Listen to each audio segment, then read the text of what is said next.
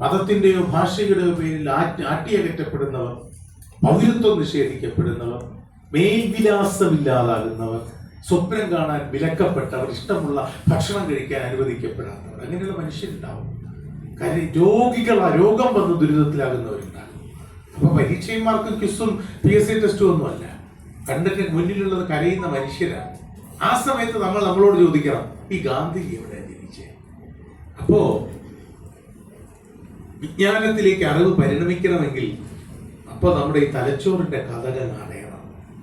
തലച്ചോറിന്റെ വാതിൽ അടയുന്ന ആ നിമിഷത്തിൽ മറ്റൊരു കഥക് തുറക്കും. ആത്മാവിൽ നിന്ന്, മനസ്സിൽ നിന്ന്, ഹൃദയത്തിൽ നിന്ന് ഈ കഥക് ഇങ്ങനെ തുറക്കുമ്പോ പരീക്ഷയ്ക്കും മാർക്കിനും വേണ്ടിയല്ലല്ലോ.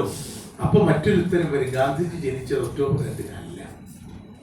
കൺമുന്നിൽ കരയുന്ന മനുഷ്യരെ കാണുമ്പോ അവരുടെ കണ്ണുനീരിന്റെ അർത്ഥം അന്വേഷിച്ച് നമ്മളോട് ഗാന്ധിജി എവിടെ ജനിച്ചു എന്ന് ചോദിച്ചാൽ ഉത്തരം വരുന്നത് ഹൃദയത്തിൽ നിന്നാണ്. ഒക്ടോബർ 2-നല്ല, പോർബന്തറിലല്ല, ഗുജറാത്തിലുമല്ല.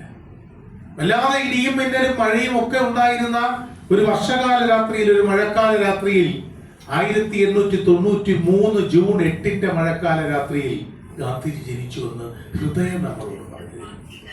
1893 ജൂൺ 8 വർഷകാല രാത്രിയിൽ ജനിച്ചത് പോർബന്തറിലല്ല, ഗുജറാത്തിലല്ല, ഇന്ത്യയിലുമല്ല, മറിച്ച് ദക്ഷിണാഫ്രിക്കയിലെ പീറ്റർമരീസ്ബർഗ് എന്നു പേരുള്ള ഒരു റെയിൽവേ സ്റ്റേഷനിൽ 1ാം ക്ലാസ് ടിക്കറ്റ് കയ്യിലുണ്ടായിട്ടും നിറം കറുപ്പായി പോയതുകൊണ്ട് കറുത്തവനെ വെള്ളക്കാരൻ ഇടക്കാലുകൊണ്ട് പുറത്തേക്ക് തൊഴിച്ചെറിഞ്ഞ മുഹൂർത്തത്തിൽ നിറത്തിന്റെ പേരിലോ മതത്തിന്റെ പേരിലോ മനുഷ്യനെ മാറ്റി നിർത്തുന്നതിനെതിരെ പ്രതികരിക്കാൻ ഉറപ്പിച്ചതുമാണ് എന്റെ ജീവിതം എന്ന് ശപഥം ചെയ്ത ആ മുഹൂർത്തത്തിൽ മോഹൻദാസ് കരംചന്ദ് മരിക്കുകയും ഗാന്ധിജി ജനിക്കുകയും ചെയ്തു എന്ന് നമ്മുടെ മനസ്സ് നമ്മളോട് പറയുന്ന മറ്റൊരു ഉത്തരവുണ്ട്.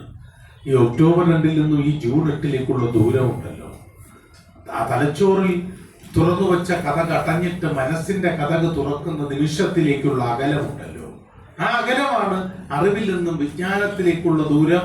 ആ അകലമാണ് അക്കാഡമിക്സിൽ നിന്നും വായനയിലേക്കുള്ള ദൂരം.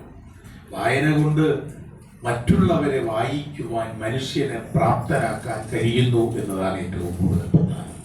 ഒപ്പം ജീവിക്കുന്ന മനുഷ്യരെയും ജീവിക്കുന്ന പ്രകൃതിയെയും അവനവനെ തന്നെയും വായിക്കുവാൻ ആണ് ഓർമ്മിപ്പിച്ചത്, അരളി ചെയ്യുക. പുസ്തകങ്ങൾ വായിക്കുക എന്ന് മാത്രമല്ല, ഡിജിറ്റൽ റീഡിങ് ചെയ്യുക എന്നല്ല, മറിച്ച് ഏറ്റവും ആദ്യം നീ നിന്നെ തന്നെ വായിക്കുക എന്ന ബോധ്യം, എന്ന ഉൾച്ചേരൽ, എന്ന അകക്കാമ്പുള്ള ഫിലോസഫി കൂടിയാണ് അത് അവതീർണമായത് എന്ന് കരുതാനാണ് എനിക്കിഷ്ടം.